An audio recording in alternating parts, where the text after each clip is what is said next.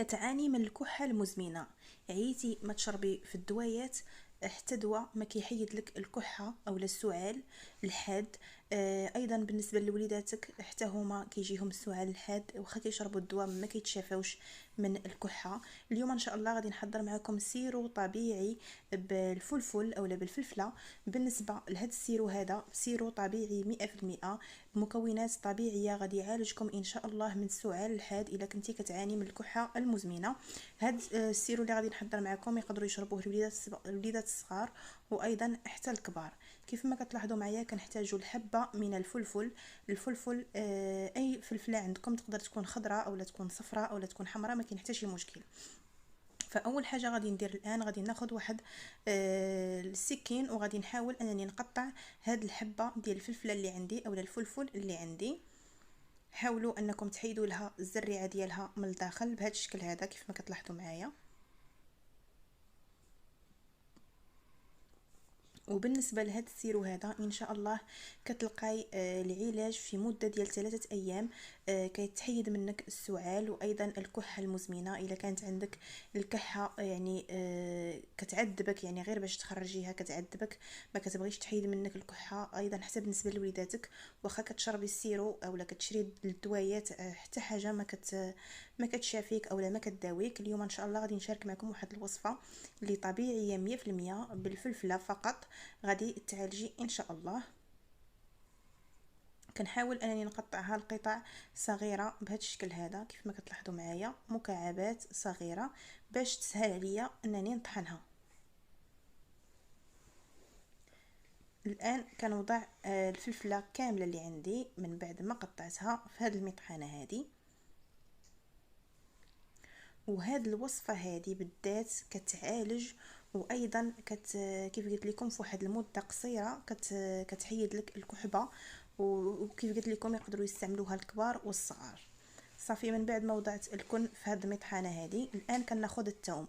بالنسبه للثوم الا قدرتي تستعملي اكثر كميه من الثوم، تقريبا تقدري تستعملي 3 فصوص من الثوم او 4 فصوص، ولا قدرتي تستعملي حتى 5 يكون احسن، لان الثوم كيسخن الصدر ديالنا وكيعالج لنا الكحه بسرعه كبيره. يعني كل ما كثرتي الثوم في هذه الوصفه كل ما كتزيد الفعاليه ديال هذا السيرو هذا. كناخذ هنا الفصوص ديال الثوم اللي عندي وكنحاول انني نقيهم بهذا الشكل هذا كيف ما كتلاحظوا معايا. الا كانوا عندكم فصوص ديال الثوم صغار فكتستعملوا 6 ولا 7، والا كانوا عندكم كبار فكتكتفيوا ب4 أو 5.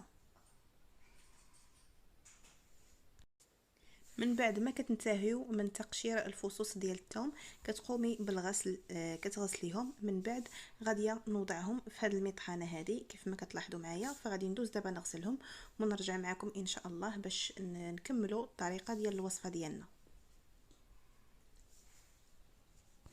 فبالنسبه لهاد الوصفات الطبيعيه فمن الاحسن انكم دائما تقلبوا انكم تعالجوا بوصفات طبيعيه بلا ما تحتاجوا انكم تلتجؤوا للادويه.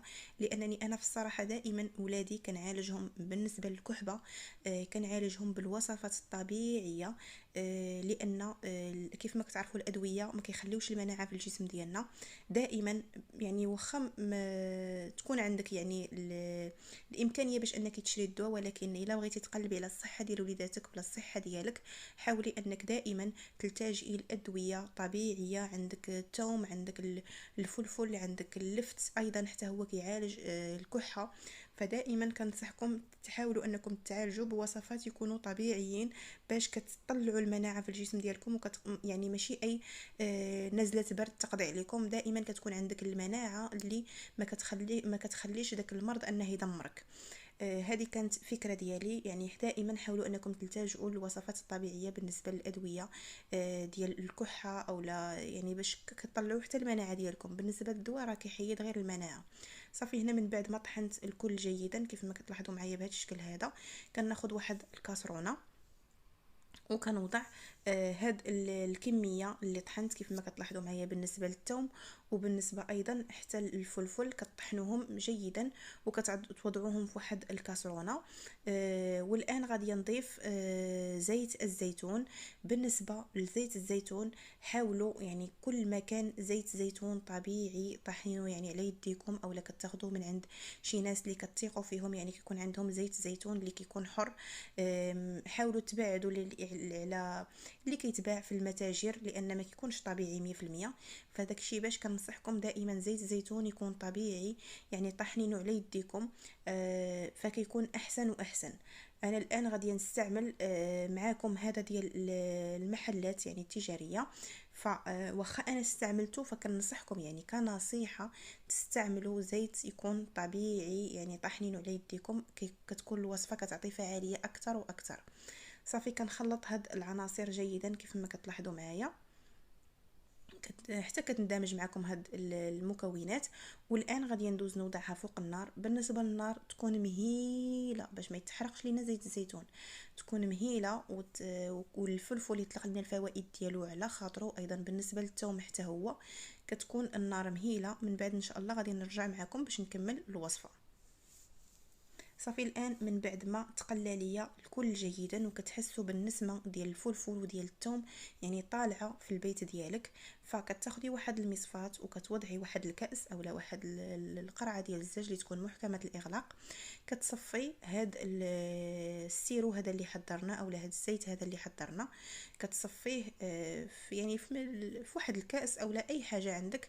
يعني غير حاولي انها تكون كتسد باش لان اللي بغيتي تحتفظي به يكون في واحد القرعه ديال الزاج اللي تكون محكمه الاغلاق.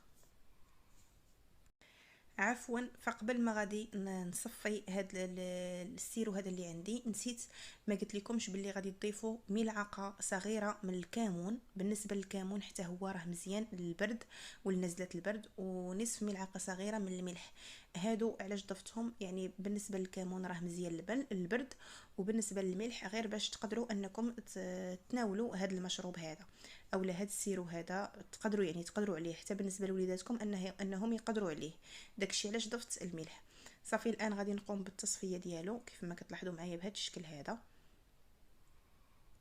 حاولوا انكم تصفيو مزيان مزيان، تاخذوا واحد الملعقه وتستخرجوا الفوائد ديال هاد المكونات اللي ضفنا ديال الفلفل والثوم في هاد الوصفه هذه. وايضا الا قدرتوا انكم تناولوا يعني هذاك الفلفل والثوم بالنسبه للناس الكبار الا قدروا انهم يتناولوه فيتناولوه، يعني علاش لا؟ الواحد يقلب على الصحه ديالو الا قدرتي عليه، يعني خصوصا بالنسبه للناس الكبار كيقدروا انهم يتناولوا هذا الشيء. كتوضعيه في واحد كتوضعي ملعقه وكتسرطيها يعني بلا ما تحتاجي انك يعني تمضغيها. فغير ملعقه وسرطيها ما غاديش تحسي بها وما تحسي لا بالمكونات حتى شي حاجه، لانهم كيكونوا مطحونين مزيان وعاد من الفوق طايبين يعني ماشي خضرين. هذه نصيحه الا بغيتوا يعني ما تضيعوهمش، قدرتوا انكم تناولوهم فمن الاحسن، يعني كتعطي نتيجه زوينه بزاف وكتشافيكم ان شاء الله. صافي الان غادي نكمل بالتصفيه ديال هاد العناصر هذه. وبالنسبه لهاد السيرو هذا فهو كتناولوه 3 مرات في اليوم. كتناوليه في الصباح على الريق، وكتناوليه من وراء ما كتغداي، وكتناوليه قبل ما تنعسي. يعني من تبغي تنعسي كتشربي هاد السيرو اولا هاد الزيت هذا، وما تقدريش يعني ما تشربيش الماء من وراه، يعني شربي ملعقه كبيره ونعسي. يعني شربيه ونعسي ما تشربي حتى شي حاجه من وراه. كداومي على هذه الوصفه لمده ديال 3 ايام وان شاء الله اي سعال حاد عندك اولا كحه، الكحه المزمنه فكتشافي منها ان شاء الله بهذه الوصفه هذه.